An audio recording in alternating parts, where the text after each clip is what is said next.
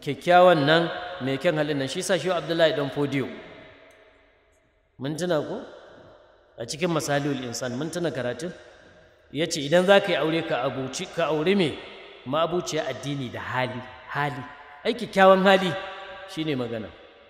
ta yi mu'amala da kai mai kyau ta yi mu'amala da 'yan uwanka ta yi mu'amala da duk wanda mu'amala ta kama tare da shi to shi yasa take koda nan Khadija ce ki mai kikkiawan hali kaza duk ta gama faɗa da ƙarshe ta ce Khadijatu binta Khuwailid tana faɗa Khadijatu yar Khuwailid an ce Annabi sallallahu alaihi wasallama fuskarsa sai ta canja murmushinsa sai ya ƙaru sai ya ninka nana Nafisatu tana ganin haka ta ce na gode sai ta tashi ta tafi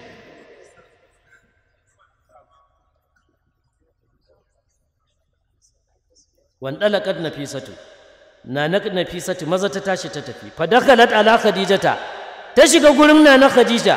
ta zuffu ilayha al-bushra tana angiza al-bushr zuwa gare ta bi muwafaqatil amina ala az-zawaj minha saboda an samu dacewa Annabi sallallahu alaihi wasallama ya nuna ya karbai maganar aurenta malaman tarihi suka ce nana Khadija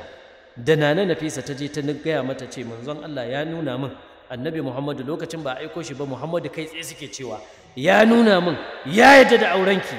aka ce rannan da ta tsaya kyauta da ta rika bayarwa ga fakirai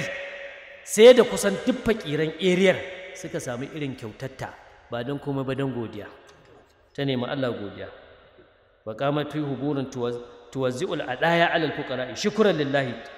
ala tilka ni'matul azimati wa sa'adatul ghamirati ta rika ba da kyauta ga mabukata ta yi ta miƙawa a bisa godiya ga Allah don wannan ni'ima mai girma da arziki gamamme da Allah tabaraka wa ta'ala ya mata shi kuma manzon Allah nana Nafisa tana fitowa sai tashi tafi gurin babbansa ba ɗalibin kaga saurayi ka koyi wani abu anan shi tarihi ana yi ne don akwai kyawawan ɗabi'a kar ka je mahaifinka yana nan ka je ka zartar da muhimmin al'amari irin wannan baka je ka sanar da shi ba a'a ka tashi ka je ka sanar da shi ko dan uwan mahaifinka dan al'ammu bi manzilatul abi dan uwan uba a madadin uba yake kada kai gaba gadi a'a ka sa su a ciki ka shawarce su iyaye suna da girma wani bawan Allah yan shekarun nan na baya yaso zai yi aure saurayi ne fa kuma wacce zai aura din ba da nisa inda take ba a jihar nan ba kuma ta taɓa yin aure hasali ma ta ɗan girme shi ba wannan ne duk laifin ba da ya zo ya ce yana santa ya dawo gida sai ya gaya baba sai ya ce ga inda ya je ga wacce ya gano shekarar ta kaza da aka gaya uban ya ce a'a ya ɗan nemo dai wata nemo budurwa kuma in a nan ne ko ma a ina ne je nemo yana jin an yi haka da wata harka ta kama shi ya tafi can garin da ya je sai ya nemi wani dattijo kawai ya kula da shi shine dan uwan uban aka yi komai aka daura auren bayan an daura auren kuma ya aiko abokanansa da goro ya ce su kawo babansa a gaya uban ya yi aure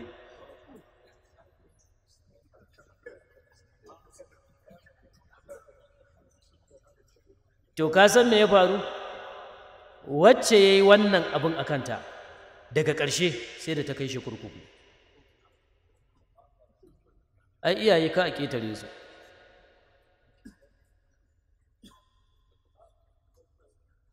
don haka manzon Allah ya tashi wa aka bar al'aminu a amamahu shi da ya je ma ba baffansa ɗaya gaya ba Abu Ɗalib ka ɗaya gaya ba a baffanninsa guda uku ta sai da ya shawara da su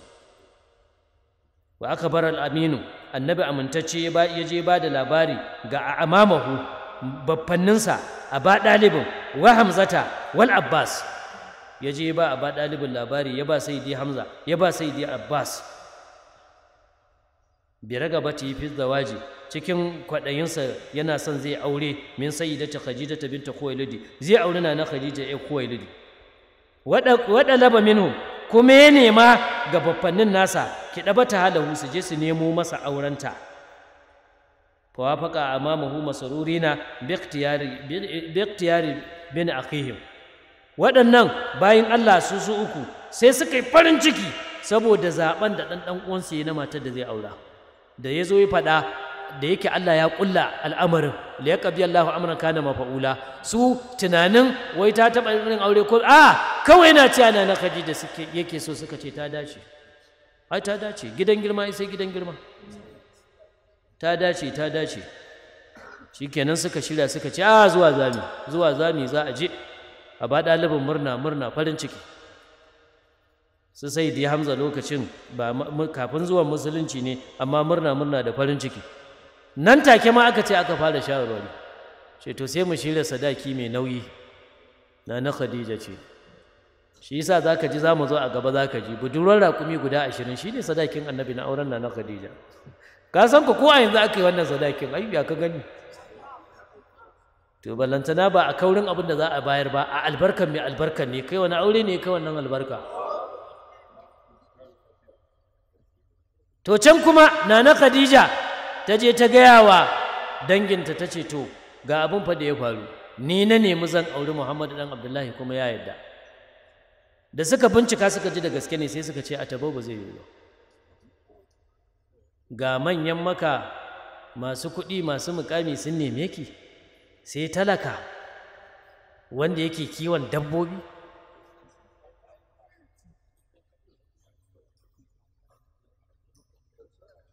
ita kuma ta riƙe wuta lallai sai an amince danginta har taro aka yi ba a yadda ba duk manyan garin nan suka ce suna son ki sai yanzu za ki kama da talaka bawan Allah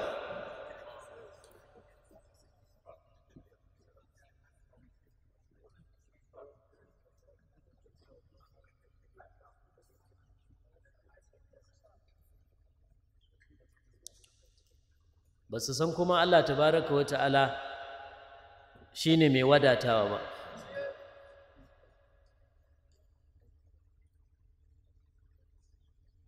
alam yajidka yatiman wajadaka